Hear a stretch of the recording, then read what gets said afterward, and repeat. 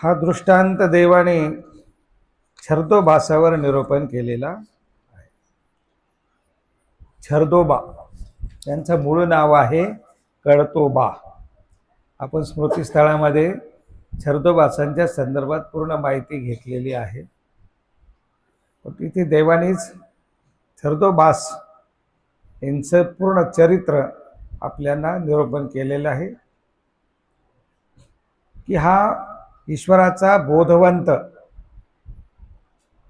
पण देवाची आज्ञा आहे साधकाला एका स्थानाची सवे न भुवावी, एका झाडाची सवे न भुवावी. एका झाडाखाली बसू नये आणि एका स्थानी बसू नये, राहू नये, अशी देवाची आज्ञा आहे.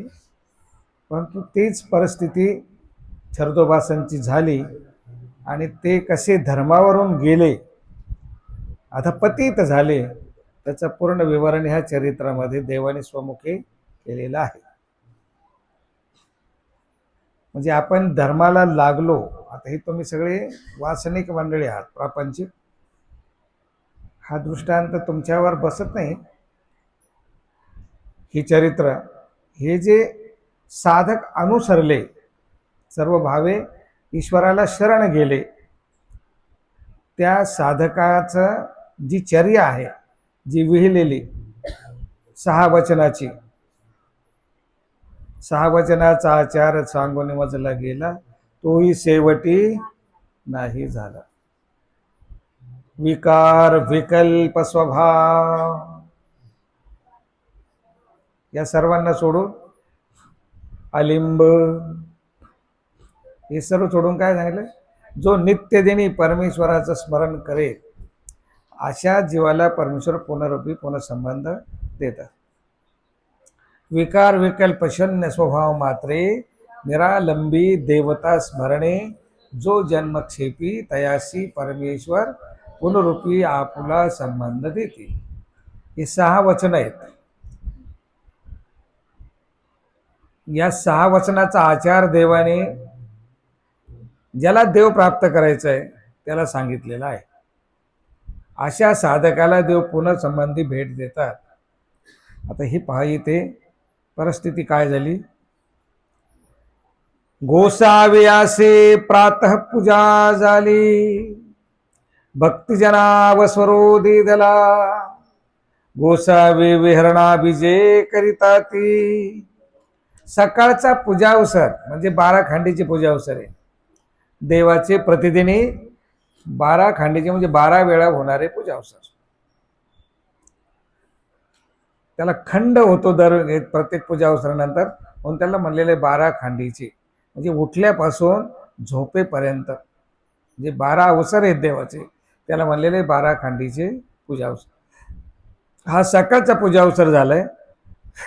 म्हणजे पहाटे उठले, निरूपण झालेलं आहे, निरूपणानंतर पुन्हा सकाळची प्रातर्विधी बी आटोपलेले आहेत, आणि त्यानंतरचा जो पूजा अवसर आहे म्हणजे बाई देवाचं स्नान वगैरे झाल्यानंतर जे ऊर्ध पाहून टिळा रेखिती भावभूषणे गळदंडा, हा त्यावेळेचा पूजा अवसर आहे.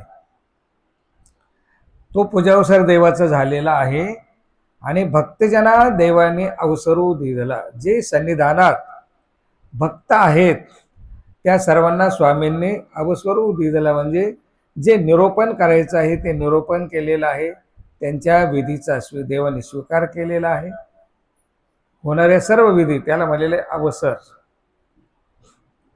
अव म्हणजे जे वाईट नासून सुकर्माकडे घेऊन जातं, सुमार्गाकडे. अव म्हणजे वाईट, त्याला पुढे सर उपाधी लागली. अवसर म्हणजे जो होणारा मंगलविधी, मंगळ काळ, त्याला म्हणलेले अवसर. अव हा उपसर्ग कशा वाचक आहे, अवगुणा वाचक आहे. त्याचा अवगुणी, अवखळ, हे अव लागला की वाईट. पण इथे अवसर म्हणजे मंगल काळ, शुभ काळ. जे अमंगळ आहे ते सर्व नासून मंगळ रूप करणारा तो अवसर आहे. अमंगळाचा नाश करून मंगळ रूप निर्माण करणारा तो देवाचा अवसर आहे किंवा देवाच्या तत्संबंधात ज्या ज्या विधी आहेत, निरूपण असेल, प्रवचन असेल, शास्त्रकथन असेल, चर्चा असेल, हे सर्व अवसरामध्ये आहे. देवपूजा असेल, आरती असेल, हे सगळे अवसर आहेत. असा अवसर देवाचा भक्तिजनाला देवाने दिलेला आहे. गोसावे विहरणा बीजे करिता. त्यानंतर जे निरूपण झालं भक्तिजनांना, त्याचं चिंतन करणं, आवर्तन करणं, त्याला म्हणलं विजन. एकांतात बसून जे जे ऐकलं, जसं पशु असे ते आडी दरडी चरे आणि एका जागी बसून नंतर ते रवंत करतं आणि त्याने तयाचे सप्तधातू निवती, बळ होय, पुष्टी होय. तसं ईश्वराचा जो साधक आहे त्यांनी हे सगळं निरूपण ऐकल्यानंतर एकांत बसून त्यांनी चिंतन मनन करायचंय. त्या पशुचे जसे सप्तधातू निवतात, तसे आपल्या शरीरामध्ये सप्तधातू आहेत.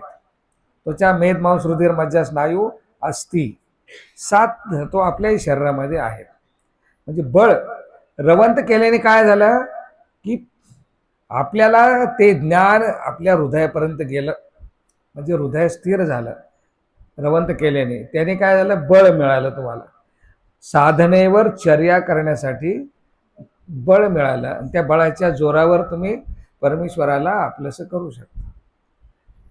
पण विधीचं ज्ञान, काय करायचे काय नाही करायचे, काय ऐकायचे काय ऐकायचं नाही, कोणाचं संग करायचं कोणाचं करायचं नाही, कोणत्या वेळेला कोणतं विधी आचरण करायचं, हे सर्व त्या ज्ञानामध्ये अंतर्भूत आहे.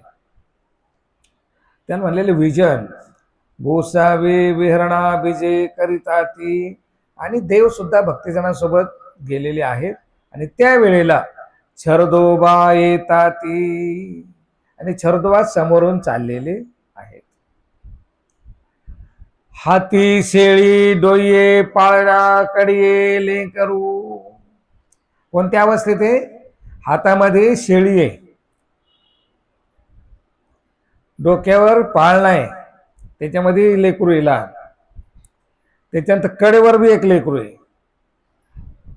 अशा अवस्थेत अनुसरलेले साधक बोधवंत, जयाची सरी चैतन्य विद्यावंताशी नपवे, या स्थितीवर गेलेले छरदोबास. पण कोणत्या अवस्थेत गेले? हाती शेळी डोये पाळणा कडिये लेकरू. पाशी तैसेच परीची स्त्री, आणि सोबत जी स्त्री आहे तिच्या डोकं बी एक पाळणा आहे, तिच्या कडेवर बी एक लेकरू आहे, तिच्या हातात बी शेळी आहे. अशा अवस्थेत तिथून चाललेले आहेत. ऐसे वाटा जाता ती. वाटेने चालू रस्त्याने जात आहेत. गोसावे भक्तजना दाखविले. देवाने जे स्वामींच्या सन्निधानात जे भक्त आहेत त्यांना अंगुले निर्देश करून दाखवलं, पहा हे कोण चाललंय तिकडे जरा पहा. हे घ्या गा छरदोबा. देव म्हणतात हे पहा, हे छरदोबा आहेत जे कोणत्या अवस्थेवर गेलेले होते आणि काय आता त्यांची अवस्था झालेली आहे. म्हणजे किती मलिनत्वाला जाऊ शकतो जीव, हे अधपतनाचं लक्षण सांगितलं. कशामुळे? अविद्येचे द्वार पांतूची असे. अविद्या कोण्या मार्गाने आपल्यामध्ये शिरेल, सूक्ष्म जर अविद्या जरी घडला सूक्ष्म, आणि त्याचं जर तुम्हाला प्रायश्चित तुम्हाला घेतलं नाही, तुम्हाला त्याचं काही वाटलं नाही, त्या चुकीचं तुम्हाला काहीच वाटलं नाही, तर ती चूक पुढे वाढत वाढत धर्मभंगावर जाते. धर्मभंग, देव आणि आपण कोण काही घेणं नाही देणं नाही, या स्थितीकडे आपल्याला ती घेऊन जाते.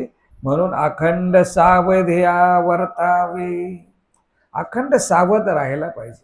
प्रत्येक विधीला, प्रत्येक क्रियेला, प्रत्येक गोष्टीला अत्यंत सावध राहायला पाहिजे. धर्म हा कुशला लभंते, कैवल्य रत्न कुशला लभंते. जो कुशलतेने धर्माचं आचरण करेल, मग तुमचा तो प्रपंच असू द्या की देव जोडण्याचा धर्मरूप विधी असू द्या, प्रत्येक ठिकाणी कुशलता असावीच लागते. प्रपंचात बी अकुशलतेने जर वागलं तर तुमचा संसार होणार नाही, होणारच नाही. कुठे कसं संभाषण करावं, कुठे नमतं घ्यावं, कुठे समजून सांगावं, कुठे सामंजस्यपणा दाखवावा, कुठे सेवाभाव दाखवावा, कुठे उपयोगी पडावं, हे सगळं संसारात आहे, तसं धर्मामध्ये बी आहे. धर्मामध्ये ते संसारामध्ये आहे. हा सरळ व्यवहार आहे. आणि हे असं होत नसेल तर सगळं वितंडवाद, तो संसार टिकणार नाही. येथीचेने बोधे बोधवंत, देव स्वतः सांगतात की येथीचेने म्हणजे यांना आमच्यापासून बोध झालेला होता, प्रत्यक्ष देवापासून, इतर कोणाकडून नाही बरं का. प्रत्यक्ष देवाच्या मुखातून ज्ञान झालेलं आहे छरदोबासांना, लक्षात घ्या. आता तुम्हाला आम्हाला तरी कोणीतरी ज्ञानी या अधिकाराकडून होतंय, त्यांना प्रत्यक्ष ईश्वराकडून बोध झालेला आहे, एवढ्या अधिकाराचे, एवढ्या पात्रतेचे. येतीचे बोधे बोधवंत म्हणजे बोधवंत, वंतत्वाला पातलेले, यथासांग परिपूर्ण ज्ञान.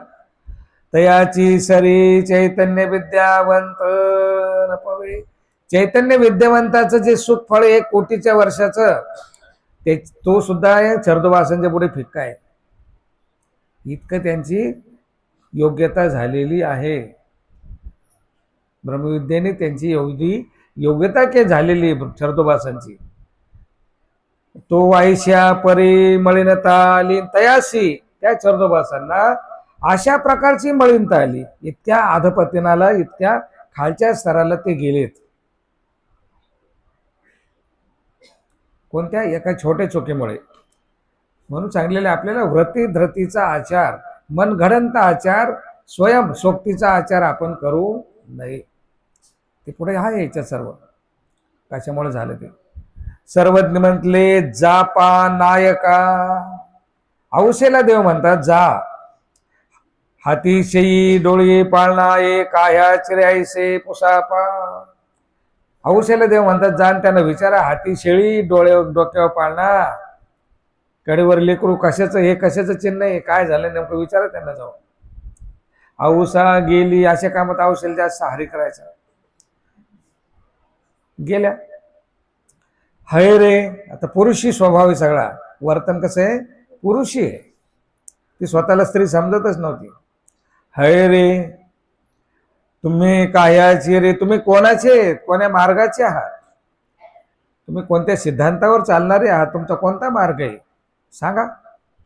तेही म्हणितले, छरदोबास म्हणतात आम्ही नागा रावळाची, नागदेवाचा जो कोणी रावळ म्हणजे देव आहे त्याचे आम्ही आहोत.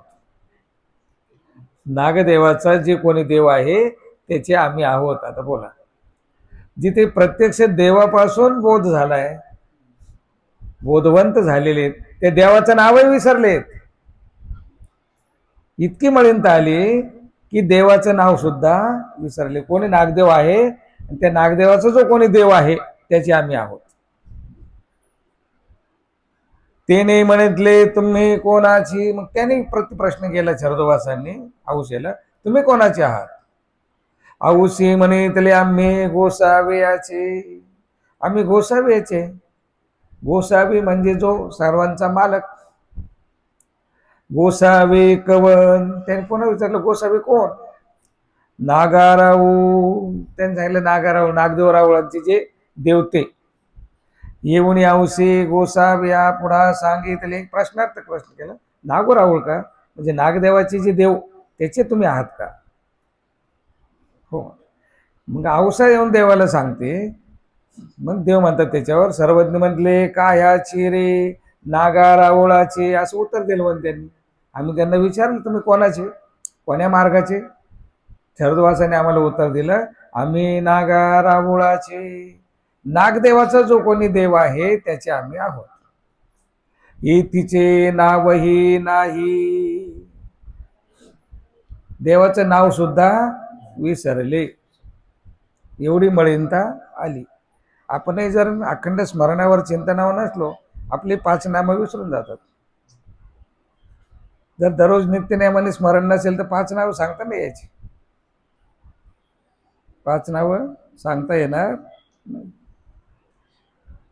डायरेक्ट आपण म्हणतो चक्रधर श्रीकृष्ण गोविंद प्रभू चक्रपाणी असं म्हणू, पण नाव उच्चारता येणार नाही. का, सराव नाही, नित्यदिनी स्मरण नाही.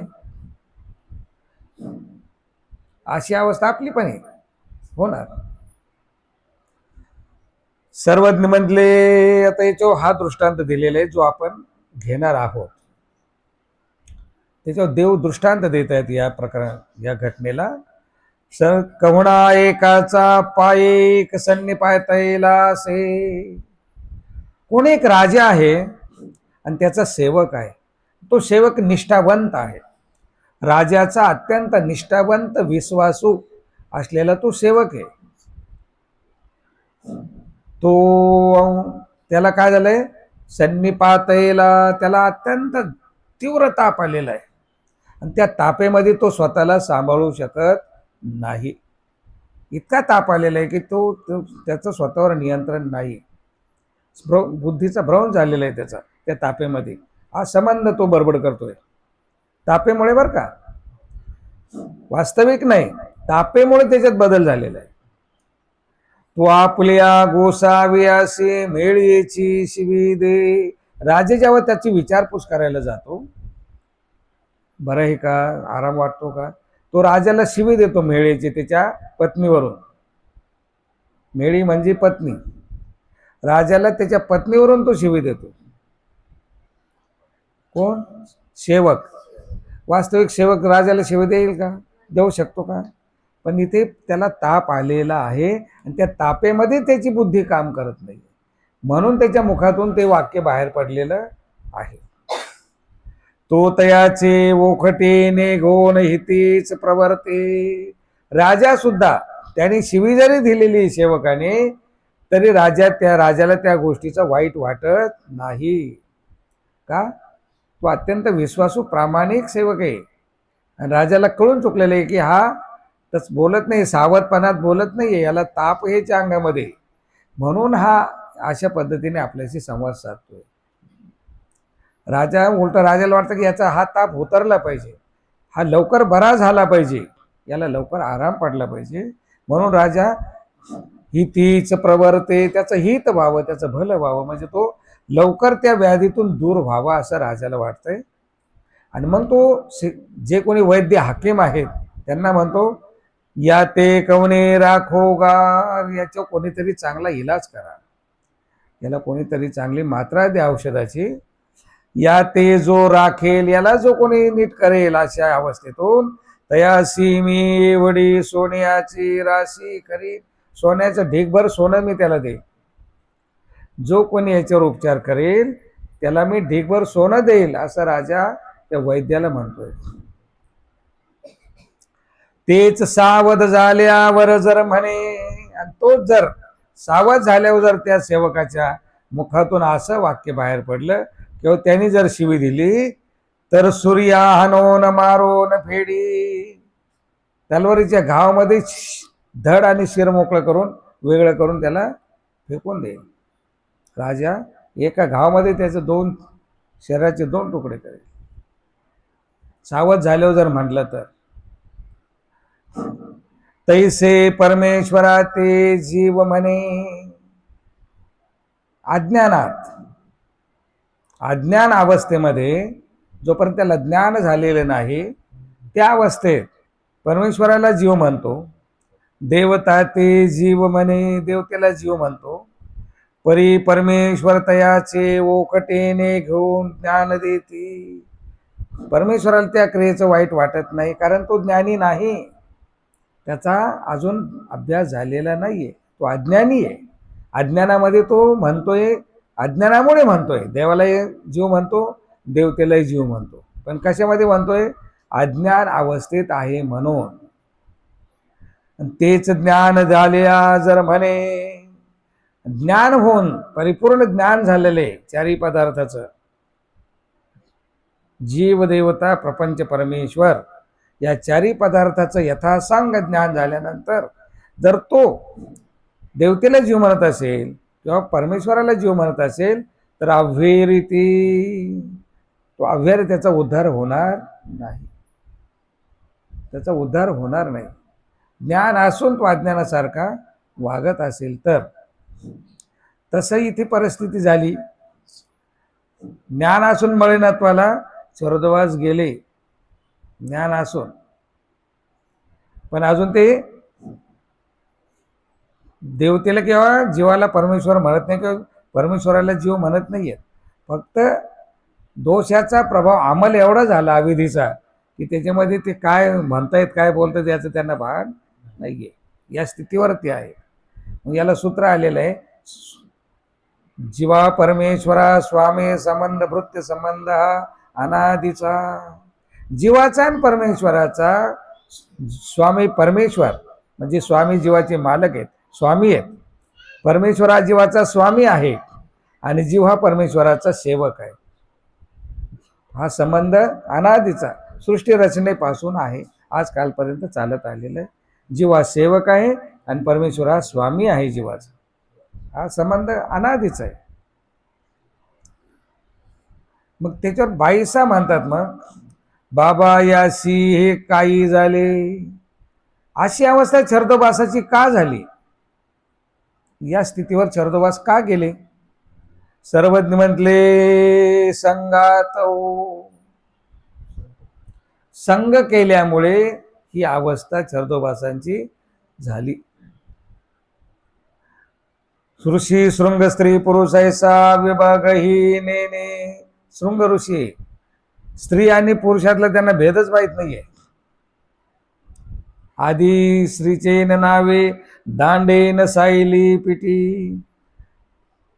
स्त्रीची जरी सावली जरी पडली तर त्या सावलीला सुद्धा काठीने मारत होता सिंगी ऋषी.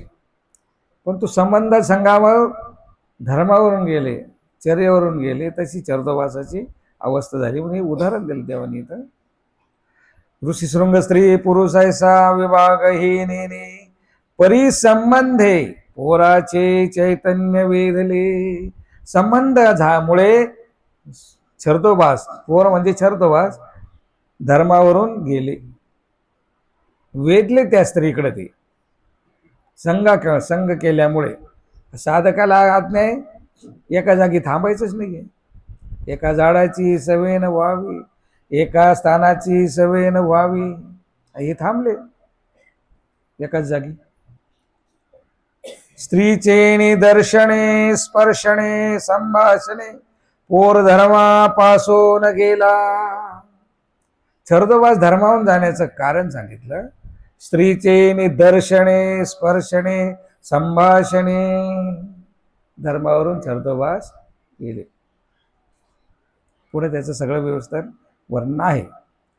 तैसे स्त्री पुरुष विभाग ही जाणे. पहिलं तो स्त्री आणि पुरुष काही जाणतच नव्हता, कारण काही घेणं नाही देणं नव्हतं. आणवी कोही जाणे. आणि नंतर या सगळ्या गोष्टीचं ज्ञान झाल्यानंतर विषय भोगाचंही ज्ञान झालं, सगळ्याच गोष्टीचं ज्ञान झालं. मा हा कैसा नवचे. मग कसं राहील, कसं धर्मावर राहील, कसं ईश्वर मार्गावर राहील, जाणार. संग झाला की जाणार. ईश्वर बोधे बोधवंत. प्रत्यक्ष परमेश्वराच्या मुखातून,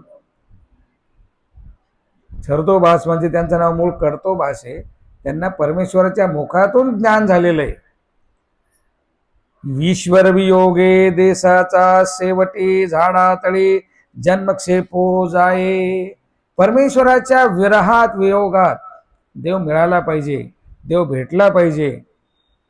या विरहामध्ये त्यांनी देशाच्या शेवटाला गेले. ते जिथे ओळख नाही, पाळक नाही, संबंधी नाही, ओळखीचं नाही, नाते संबंध नाही, सोयरा नाही, अशा जागी गेले चर्या निक्षून पाडण्यासाठी, धर्म आचरण करण्यासाठी गेले. परमेश्वराच्या वियोगात की परमेश्वर आपल्याला भेटला पाहिजे.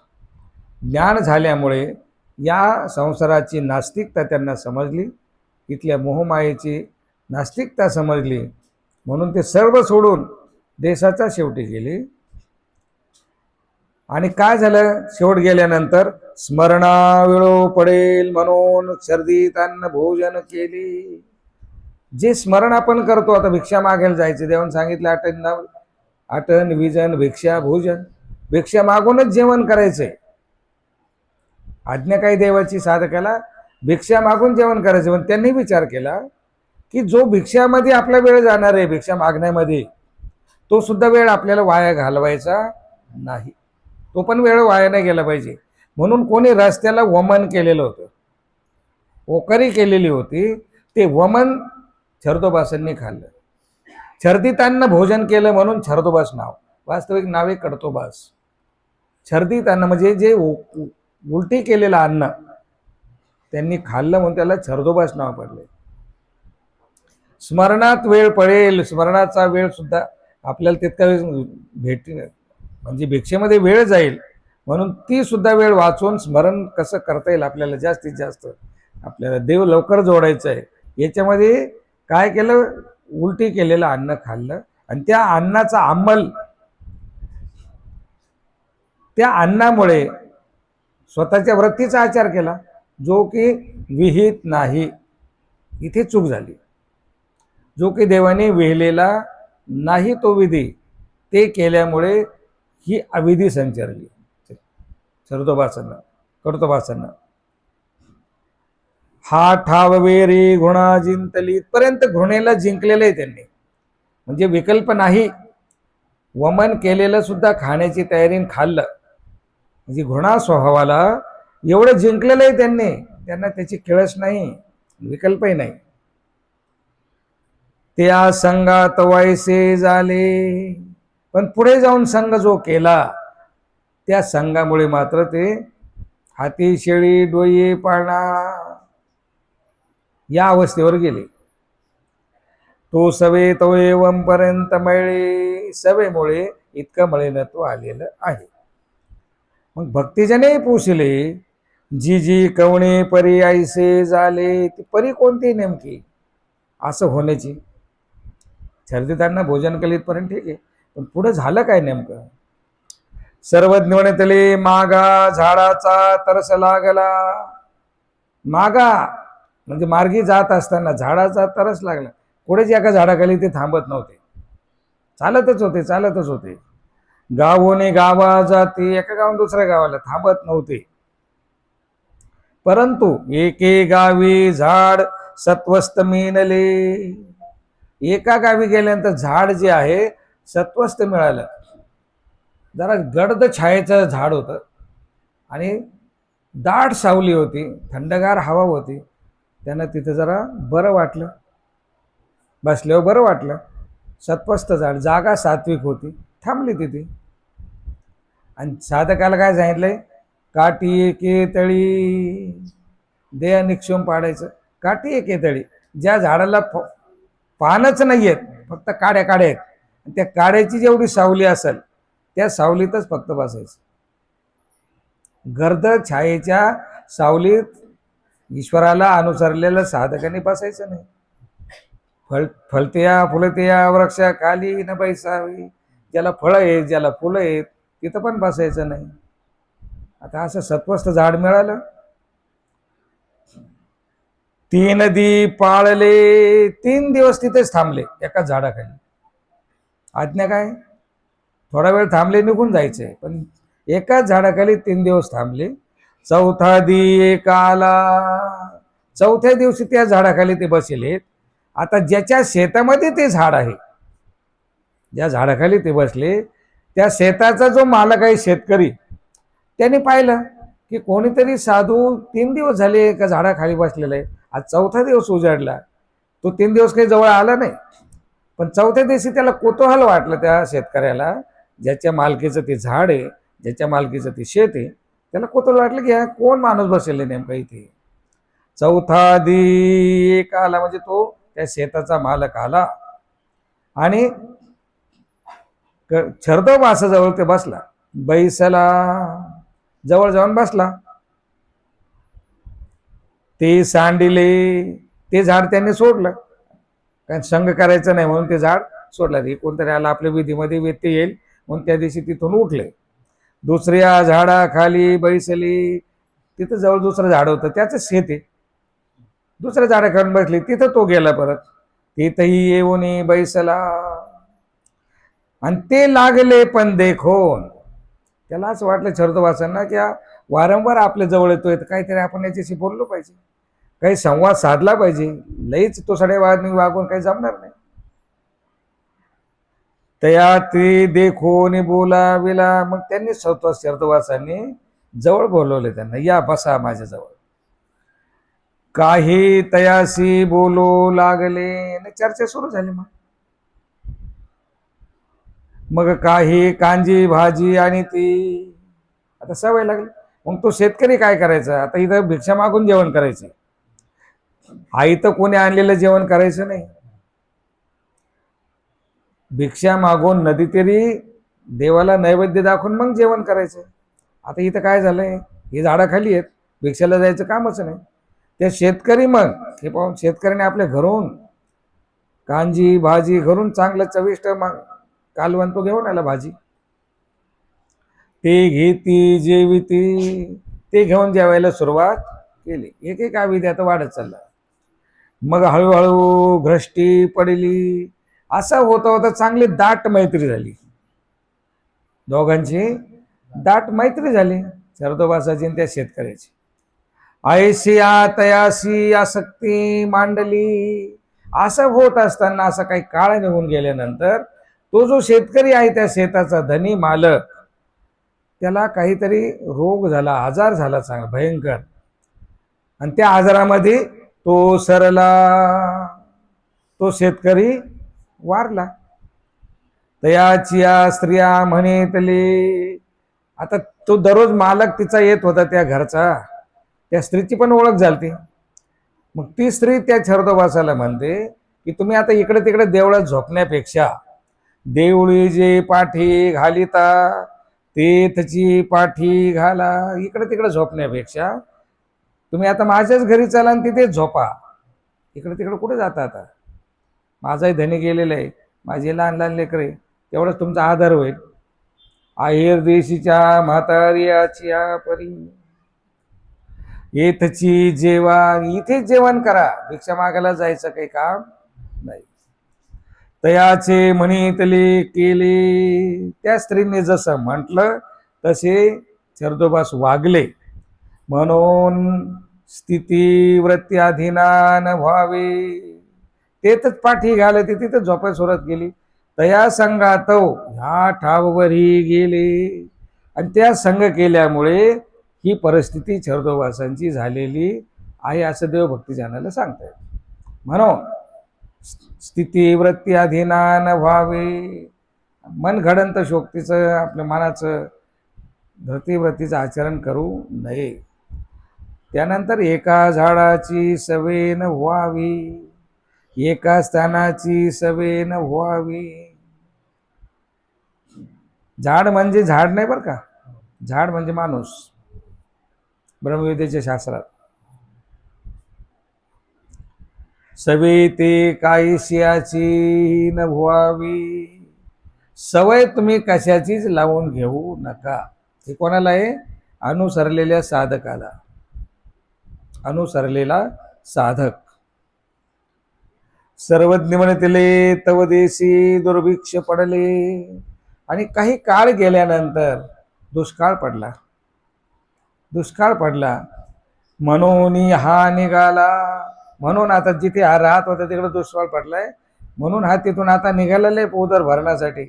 आता लेकरा बाळांचं घरचं स्त्रीचं भरण पोषण करायचंय, निदान 2 टाइमचं जेवण तर मिळालं पाहिजे. यावर गोसावी आहेर देशीचे म्हातारीचा दृष्टांत निरोपिला. अहिराण पट्ट्यातली म्हातारी ती, तिचे लेकरं मेले, तिचा पती मेला, सगळं गेले, म्हणून उदास होऊन ती मराठवाड्यात आली, गंगा तीराला आली. आल्यानंतर काय झालं, ते लेंकुरवाचे न दुःखे करून महाराष्ट्राशी, आणि ब्राह्मणा एकाचे ओसरी राहे. आता तिला आधार काय, कोणीतरी आधार पाहिजे ना, एकटी स्त्री तर राहू शकत नाही. एका खेडेगावामध्ये एका ब्राह्मणाचं घर होतं, ओसरी होती. त्या ब्राह्मणाला विचारून ती त्या ओसरीवर राहू लागली. मला इथं थोडा आसरा द्या, मी माझं काबाड धंदा करेल, शेतात काम धंदा करेल, मी माझं रोजीरोटी काय असेल ते माझं मी करून खाईल. आणि ते ब्राह्मणाने सांगितलं काही हरकत नाही बाबा, राहत असेल तर राहा. मग ते भिक्षा करी पुराण ऐके, भिक्षा मागून आणायची, पुराण ऐकायची. मागेला लेंकुरवाचे न दुःखे, तिचे स्वतःचे लेकर गेलेले असल्यामुळे त्या ब्राह्मणाची जी छोटी छोटी मुलं राहायची, तयाच्या लेंकुरवासी ओसरी टेकून दी, आपल्या मुलांची आठवण होऊ नये म्हणून त्या ब्राह्मणाच्या मुलांना आपल्याजवळ बसू देत नव्हती. जर बसले तर माया लागेल, आपल्याला पुन्हा मागची सगळी आठवण होईल, म्हणून त्या लेकरांना ती जवळ बसू देत नव्हती. आपण तयाची वासन पाहे, आणि ती सुद्धा ते मुलं माय आपल्याकडे यावेत, आपल्याजवळ बसावेत, त्यांनी आपल्याला आजी म्हणावं, आई म्हणावं, त्याची पण ती अपेक्षा करत नव्हती. ऐसे असता असता त्या लेंकुरवाची माये सरली, ज्या ब्राह्मणाच्या ओसरीवरती राहिली त्या ब्राह्मणाची गर्दनी वारली. मग तो ब्राह्मण म्हणे, आई मी जोडून याने तुम्ही उकडून घाला. आता लेकरांना भरण पोषण कोण करेल, स्वयंपाक कोण करेल, माणसाला थोडं स्वयंपाक येतो. तो म्हणायचं मी जोडून आणेल, काम धंदा करून मी मीठ मिरची काय भाजीपाला घेऊन येतो, निदान तुम्ही आता शिजून खाऊ घाला. या लहान लेकरांची आबळ होता कामा नाही. हो का, ते म्हणे काही हरकत नाही. काही वडपिंपळ लावी जाते ना, लोक वडपिंपळ लावतात की नाही आठवण म्हणून आपल्या वाडवडिलांची. आता लोक जर वडपिंपळ लावतात, आपण निदान एवढं केलं तर काय बिघडलं, लहान लेकराला खाऊ पिऊ घातल्याने काही बिघडणार नाही. ऐसे म्हणून करी, असं म्हणून ती स्वयंपाक करू लागली. ऐसे असता असता तोही सरे, तो जो ब्राह्मण आहे त्या घराचा घरधनी तोही वारला. मग ती सीच पोसावी लागली. आता ते लेकरांना याची सवय लागलेली त्या म्हातारीची, त्यामुळे त्या लेकरांचा सांभाळ करण्याची जबाबदारी कोणावर आली, त्या म्हातारीवर आली. मग कांडा दळा, लोकांच्या घरी जाऊन कांडा दळा करू लागली. तथा करंडा करून तया ती पोसी, लोकांच्या घरी धुणे भांडी करायची, काय असेल धान्य कांडून द्यायचं, दळून द्यायचं, असं करून ते आपले त्या लेकरांचं ती सांभाळ करू लागली. ऐसे असता असता तीही सरली, तिचे लहान लेकरं होते ते पण सरले, ते लेकरं पण सरले. मग तिच्या दुःखाशी पारावार नाही. स्वतःचे लेकरं वारले, जिथे येऊन राहिली त्या घरचे घरधनी गेला, बाई गेली, लेकरही गेली, त्यामुळे तिला जे दुःख झालेलं आहे त्याला पारावार नाही. कोणी विचारायलाही नाही, कोणी डोळे पुसायलाही नाही. हो का रडते, काय झालं असं विचारायला कोण नाही राहिलं, त्याला म्हणलेले पारावार. अशी अवस्था त्या म्हातारीची झाली. तसं छरदोबासांची अवस्था इथे झालेली आहे. म्हणून हा दृष्टांत देवानी या छरदोबासांच्या चरित्रावरून भक्तजनांना निरूपण केलेलं आहे. जेवढं होईल तेवढं आपण घेऊ.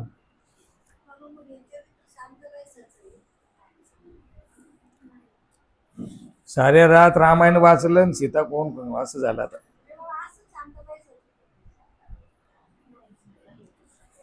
किती आवड झालंय. अहो हे छरदोबासांचे चरित्र आहे. जय म्हातारी आहेर देशीची म्हातारी, ही म्हातारी आहेर देशीची, शांताबाईचा नाही. शांताबाईची पोरी जिवंत आहे, ते कुठं मेल्या. एकीला पिसा लागलं होतं, बाहेर बाधा होती, ती देवाने काढली, तिला तिच्या घरी पाठवलं. आणि एक होती एकाईसा, तिला कावरं झालेलं होतं. एक विधवा झालेली एकाईसा, तिला ती सन्निधानात राहिली देवाच्या.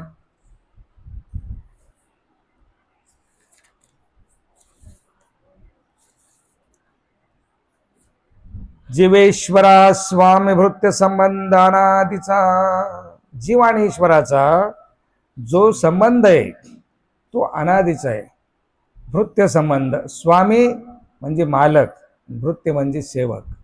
जीव परमेश्वराचा सेवक आहे आणि परमेश्वर जीवाचा स्वामी आहे, मालक आहे. हा अनादीचा संबंध आहे. आता दृष्टांत आपण चरित्रात पाहिलेलं आहे.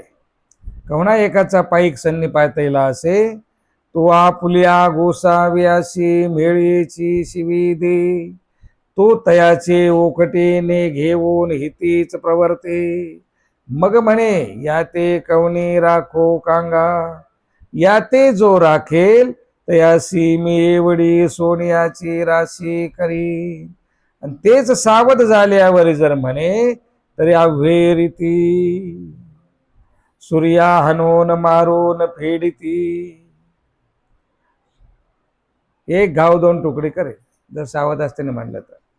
आता इथे चरदोस मळेनात्वाला गेलेले आहेत, परंतु देवाचं त्याच्यावर असलेले जे ममत्व आहे जीवावर, छर्दोभासावर, ते जीवात परमेश्वराचं संपलेलं नाही.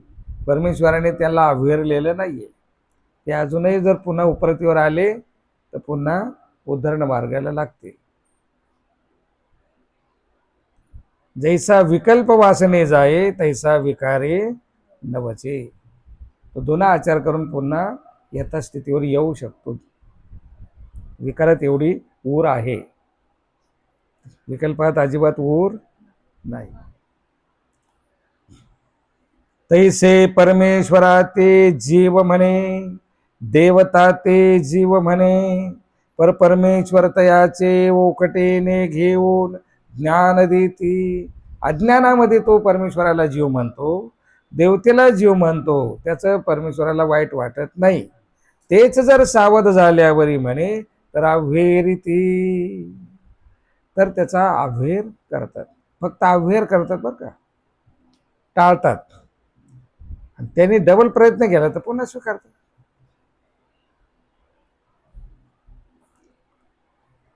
आता मूळ पण या दृष्टांताचं मूळ भाष्य इथं केले. अज्ञान अन्यथा ज्ञान हा द्वंद्व. अज्ञान म्हणजे मुळातच ज्ञान नाही, आणि अज्ञान म्हणजे त्या ज्ञानामध्ये काहीतरी अर्धवट ज्ञान घेणं, त्याला म्हणलेले अन्यथा ज्ञान. जी गोष्ट जी नाही त्याला ती तशी आहे म्हणणं, त्याला म्हणलेले अन्यथा ज्ञान. जसं देवतेला परमेश्वर म्हणणं हे अन्यथा ज्ञान, जीवाला परमेश्वर म्हणणं हे अन्यथा ज्ञान. जीव परमेश्वर नाही, देवता परमेश्वर नाही, पण त्यांना परमेश्वर समजतो. आणि आजकाल जीव स्वतःला परमेश्वर मानतात. तुम्ही आम्हाला भक्ती द्या, आम्ही तुमचा उद्धार करू, असं म्हणणारे जीव आहेत सध्या सांप्रत. हे अन्यथा ज्ञान, हे अन्यथा ज्ञान, हे द्वंद्व आहे. सन्निपात तिन्ही गु. आणि या द्वंद्वामुळे काय परिस्थिती होते, काय करावं काय नाही करावं हे सुचत नाही. सन्निपात तिन्ही गुण, सन्निपातामध्ये तिन्ही गुण आहे, रजतम सत्व, तिन्ही दोष आहेत त्याच्यामध्ये. त्याचं पुढे वर्णन केलं. सन्निपाती तर सत्व तो गुण की. सत्व हे चांगले की म्हणाले, सत्व गुण हा चांगला आहे म्हणे तो दोषची. सत्व हाही दोषच का, तेनेही भ्रमे भ्रमत असे. सत्वामध्ये सुद्धा तो भ्रमतोय का, सन्निपात झालेला आहे, असा ताप आलेला आहे की त्याला त्याच्यावर काही सुचत नाहीये. म्हणजे माणूस एखादा सात्विक दिसतो, पण अन्यथा ज्ञानाच्या गुणामुळे सात्विक असल्या बी तो भ्रमतो. काय नेमकं स्वीकारायचंय निश्चित ज्ञान नसल्यामुळे, अन्यथा ज्ञानामुळे जी गोष्ट जी नाही त्याला ती गोष्ट आहे असं तो म्हणतो. सत्वामध्ये सुद्धा दोष. तंदैलियाचे न दृष्टांते. शेत तर आहे, अत्यंत सुपीक आहे. शेत कसं आहे, अत्यंत सुपीक आहे, परंतु काय झाले, शेतामध्ये तण दाटलेले. शेत ओरिजिनल सुपीक आहे, पण सगळं गवत उगवलेलं आहे, झाडं झुडपं उगवलेले. त्याच्यामुळे त्याच्यामध्ये बीजारोपण केलं तर बीज येणारच नाही, ते गवत त्या बीजाला वर येऊच देणार नाही. म्हणून त्या तसं आपल्यामध्ये सात्विकता जरी आहे तरी मध्ये जे वासना आहेत, षडरिपू आहेत, हे जोपर्यंत तुम्ही बाहेर काढणार नाही तोपर्यंत ते परमेश्वराच्या या ब्रह्मविद्या ज्ञानाचं बीजारोपण तिथे होणार नाही. म्हणून त्याला दृष्टांत दिला. तन धैलियाचे न दृष्टांते. बीज सात्विक आहे, बीज सुपीक आहे, जमीन सुपीक आहे, परंतु तण वाढलेले आहेत. एखादा व्यक्ती सात्विक आहे पण अज्ञानामुळे काही समजत नाही. अज्ञानामुळे त्यालाही समजत नाही. जोपर्यंत ते निघत नाही, त्याची वखरणी पेरणी दोन होत नाही, तोपर्यंत तो योग्य होत नाही. तमे भ्रमे, तमामध्ये भ्रमतो. राग माणसाला असा आला की आपलं नियंत्रण आपल्यावर राहत नाही. त्या रागाच्या भरात काय करून जातो एका क्षणात हे कळत नाही. नंतर पस्तावतो, दुसऱ्या मिनिटाला पस्ताव होतो कृती घडून गेल्यावर. पण त्या आवेशामध्ये बुद्धीवर नियंत्रण राहत नाही. रागाच्या ह्याच्यात माणसाचं माणसावर नियंत्रण राहत नाही. थरथर कापतो, नीट बोलता येत नाही, नीट सुचत नाही अतिक्रोधात. तमे भ्रमे, त्याला दृष्टांत दिलेलं आहे. शेवाळलियाचे न दृष्टांती. जसं शेवाळ आलेलं आहे, पाणी वाहतंय पण त्या खडकावर शेवाळ आलेलं आहे. शेवाळ दिसायला हिरवगार दिसतं, जरा डोळ्याला चांगलं दिसतं की नाही. पण जर पाय दिला तर निसडून पाडी हाड गुड नुरे. दिसायला चांगलं दिसतं ते हिरवगार मस्त डोळ्याला, पण तू पाय दिला की हाड गुड काही नुरत तम. सत्वे भ्रमे भवरल्याचे न दृष्टांते. सत्वामध्ये सुद्धा भ्रम होतो. कसा? भवरले वाळू कसे ते खाऊची नाही, ऐसाही मीठ मिरपुडी लावून खायचे तर तोंडे खतेच पाडी. कारण मध्ये गाठी गाठी झालेले ते तुरट कडू झालेलं आहे. त्याला मीठ लावा, मिरपुडी लावा, ते कडूच लागणार. तसं भक्तिजड जो आहे, भक्तिजड, भक्तीचं आव आणणारा, वरून असा भक्ती साधराव दिसतो, जसं होतं काय पाण्यातला बगळाच असा डोळे मिटून उभा आहे, अजिबात हालचाल नाही, पण मासा दिसलं की बरोबर टोच मारणार. तसं भक्तिजड पण सगळे अन्यथा ज्ञानाने. काय? सर्वत्र विष्णुमय जगत्र जोंधळे. सगळं खलविदम ब्रह्मच ब्रह्म, सगळं एकच आहे, काही तर दुसरं काहीच नाहीये, ही त्याची धारणा आहे भक्तिजडाची. तसं इथं सात्विकाची धारणा आहे, सर्व काय देवाचे दे, सगळं देवच दे, सगळं देवाचंच आहे, काही वेगळं नाही. काही करा देवाचंच आहे. पुढे जा, काही खा प्या, तीर्थ घ्या, प्रसाद घ्या, कुठल्या देवाला जा, देवाचंच आहे. काय त्याच्यात फरक आहे? देवामध्ये कुठं भेद असतो का? असा भक्तिजड त्याचं प्रतिपादन करत असतो. काही नाही, सगळं देवाचंच आहे, देवाने कुठं भेद केला, असं वरून आपल्याला तो म्हणतो. म्हणून सत्वामध्ये सुद्धा भ्रंश होतो. ते कशाचे दृष्टांती? भवरल्या वाळुकाचे न दृष्टांती. तेच के विना सर्वच म्हटले हा जण ठकला गा. हा जण ठकला गा, पण मी ठकलो असं कवनी न म्हणे. जर कवनी म्हणे तर तयाचे ठकामी फेडू. आम्ही फसवल्या जातोय, आम्ही फसलो असं कोणी म्हणायलाच तयार नाही ना. कोणी म्हणतंय का? आले दागण उजळून देणारे, दिलं पितळ काहीतरी, नेलं ओरिजिनल पळून, असं जितक्या वेळा बातमी असलं तरी आपण नवच राहिलो दागिने. बँका फसल्या लुटल्या, पतसंस्था लुटल्या, शेअर बाजारामध्ये फसले, तरी आपण थांबलोय का? आशेने कुठेतरी गुंतवतोय आणि नंतर पस्तावतो. दररोज फसल्या जातो आपण, पण मी फसलो असं कोणी म्हणायला तयार नाही. म्हणून ते म्हणतात हा जन ठकला गा, हा फसवल्या जातोय. ठकले पणान सन्निपाता भेद. गुणाकडे प्रवर्तेना तो ठकला. म्हणजे ईश्वरीच्या गुणाकडे जो प्रवर्तलायला पाहिजे तो प्रवर्तत नाही, फसले जातो.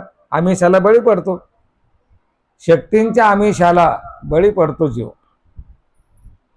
शक्तीकडे गेलं लगेच क्षणात डबल लगेच मिळतं. शक्तीकडे तिथे वेळ लागत नाही मिळायला, तात्काळ फळ मिळतं देव तिकडून तात्काळ, आणि मग तिकडे श्रद्धा बसते.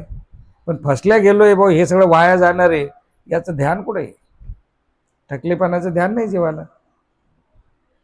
म्हणून तो गुणाकडे प्रवर्तत नाही. परमेश्वर हा गुणवान आहे, तो दयेचा करुणेचा निधी आहे, तिकडे यायला त्याची इच्छाच होत नाही. दोषाकडे प्रवर्तेना तो सन्निपातेला. आणि सन्निपातेला कसे आहे? तो त्याच्या याच्यामध्ये मग्न आहे, भ्रंश होऊन गेलेला आहे, काय करू काय. तो दोषाकडे प्रवर्तत नाही. कुठल्या दोषाला आहारी जात नाही, कारण त्याचंच त्याच्यावर ताबा नाही. आता काय दोष करणार आहे? बिछाण्याला खेळलेलं आहे, काय दोष करणार आहे? काहीच होत नाही. उठून जर एखाद्या घरामध्ये चोर शिरला जरी त्याला म्हणलं तर उठून काठी घेऊन त्याच्या मागे पळू शकत नाही, कारण आजाराने एवढा क्षीण झालेला आहे, बेडवरून खाली उतरू शकत नाही. शनीपात झालेला असल्यामुळे एखादा आजारी व्यक्ती घरामध्ये तो काय करू शकतो का? त्याच्याकडून कुठलाच दोष घडणार नाही, त्याच्याकडून हिंसा घडत नाही, बाकीचा कोणताच दोष घडत नाही, कारण त्याचं शरीर नित्राण झालेलं आहे, त्याचं त्राण उरलेला नाही, नित्राण झालेलं आहे. म्हणून दोषाकडे प्रवर्तेना, ऐश्या दोषाचे ओखटेने घेऊन. असं असल्यावर परमेश्वर त्याचं ओक्त घेत नाहीत. गोमटेच करीती, जरी ठकलेलं आहे, मी फसलोय असं कबूल करत नाही, आणि या सन्नी पायदले त्या भ्रमामध्ये त्याला काही सुचत नाही, तरी परमेश्वर हितेच प्रवर्तती, या ते कवनी का राखोगा. ही देवाची धारणा आहे. जरी काय असेल देव पुन्हा त्याला उजळतीवर आणण्यासाठी तयार आहे, कारण परमेश्वर दयेचा करुणेचा निधी आहे. किती दोषाने भरलेला जरी व्यक्ती असेल, जीव असेल, तरी परमेश्वर ते दुःख पाहू शकत नाही. परमेश्वर त्या जीवाचं चिंतन करतात. बाईशीचाच प्रश्न आहे, बाबा बाबा ते आम्ही चिंतू, बाबा कवना ते चिंतिती. भल्या पहाटे उठून देव डोळे मिटून बसायचे, तर बाईसच देवाला म्हणते आम्ही तुमचं चिंतन करतो, तुम्ही कोणाचं चिंतन करता? त्यावेळेला देव म्हणतात, बाई हे सकळ सृष्टीची या जीवा ते चिंतिती. या सगळ्या सृष्टीमध्ये जेवढे जीव आहेत, जेवढे 84 नरक योनीला गेलेले जीव, झाडं झुडपं गवत वेली लता काय असतील, वृक्षातल्या योनी, सगळ्या खिडकातल्या योन्या, सगळ्या आळ्याच्या योन्या, सगळ्या मशकाच्या योन्या, माशीतल्या योन्या, प्राण्यातल्या योन्या, सगळ्या योन्या 84 लक्ष जे गेले त्या योनीला, त्यांचंही परमेश्वर भलं चिंततात की हा मी याला कशासाठी सृष्टीत आणलं आणि यांनी काय याची गती झाली. म्हणून परमेश्वर भल्या पहाटे त्याही जीवाचं चिंतन करतात, तर त्यावेळेला जीवाच्या रचना आकर्षित होतात. जे अत्यंत याने पिडलेले रुग्ण असतात व्याधीने, इतक्या यातना असतात त्यांना, रात्रभर दिवसभर आरडतात ते, पण तो पहाटे निदान 2 तास त्यांना सुखाची झोप लागते. झोप केवळ लागते की जेव्हा परमेश्वर त्यांचं चिंतन करत असतात. पहाटे कुठलाही व्यक्ती असू द्या, कुठलाही रोगी असू द्या, त्याला झोप लागते. का? त्यावेळेला प्रत्यक्ष परमेश्वर त्या जीवाचं चिंतन करत असतात. आपलं दररोज जीव परमेश्वर चिंतन करतात, सगळ्याच जीवाचं, आपल्या सहित सगळ्यांचं. पण आपल्याकडे वेळ आहे का देवाचं चिंतन करायचं? देव आपलं चिंतन करत असून आपण खुशाल झोपलेले असतो. भल्या पहाटे आपण साखेर झोपेत असतो, त्या झोपेत झोप जर कोणी मोडली तर किती संताप येतो. म्हणून इथे ते आहे की परमेश्वर त्याचं ओकटने घेऊन गोमटेच करीती. जीवाचं भलं कसं होईल, हित कसं होईल, याचं चिंतन देव करत असतात. देव अनहित जीवाचं करत नाही किंवा अपेक्षाही करत नाही. का? कृपाळू. का म्हणून असं करतो परमेश्वर? परमेश्वर ही मुळात वस्तू कशी कृपाळू आहे. फक्त कृपेचा दाणी परमेश्वर आहे. जीवाकडे कृपा नाहीये, देवतेकडे कृपा नाहीये. लक्षात ठेवा. आपण प्रत्येक शब्दाला शब्द वापरतो, कृपा करून खाली बसा, कृपा करून शांतता ठेवा. अरे कशाची कृपा? कृपा तर दाणी जो तो परमेश्वर आहे, जीवाकडे काय कृपा आहे का?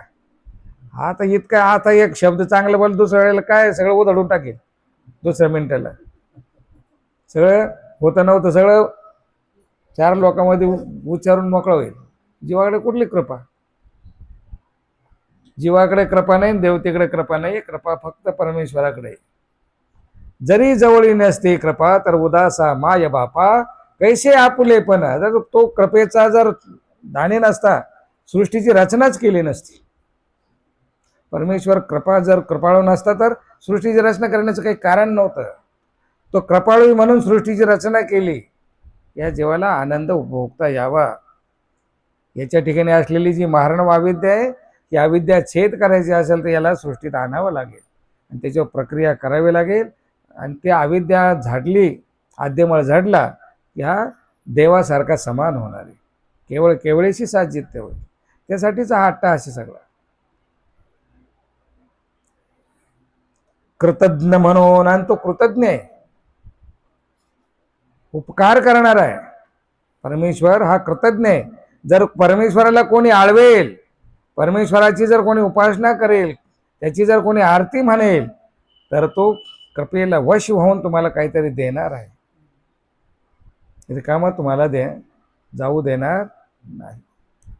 काहीतरी देणारच आहे तो रिकामा तुम्हाला जाऊच देत नाही. तो कृतज्ञ आहे. स्वामी स्थानेश्वर परोभय दृश्या,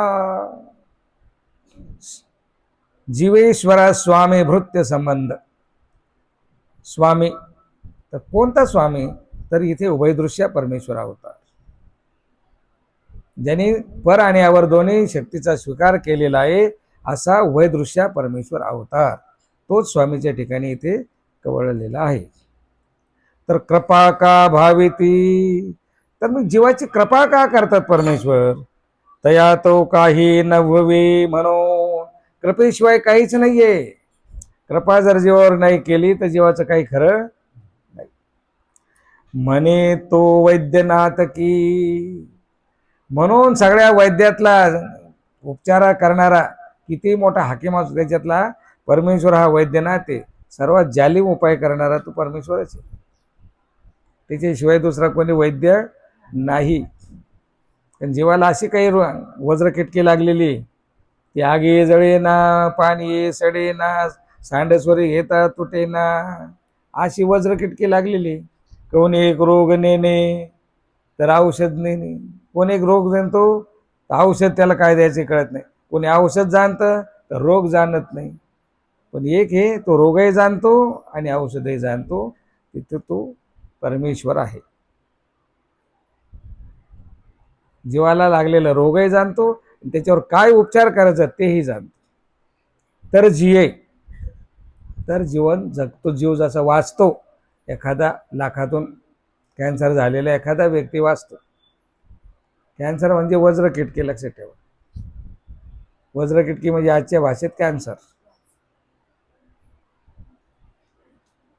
क्रियेचे रोगाचे ज्ञान हे सर्व परमेश्वराजवळ आहे. उपाव तर ईश्वरा मांचो नानेक नेनती, परमेश्वराशिवाय इतर कोणीच उपाय जाणत नाही. याच्यावर काय इलाज करायचा आहे तो परमेश्वरच जाणतो. कारण जीवाने काही अशी दुर्गष्ट कर्म केलेत की जे सांगू शकत नाही आणि तुम्ही ऐकू शकत नाही, असे दुर्गष्ट कर्म जीवाकडून घडलेले आहेत. म्हणून ते दूर करणारा, संपवणारा तो परमेश्वरच आहे. त्याला शरण जाणं हे जीवाचं कर्तव्य. गोपाल कृष्ण महाराज की.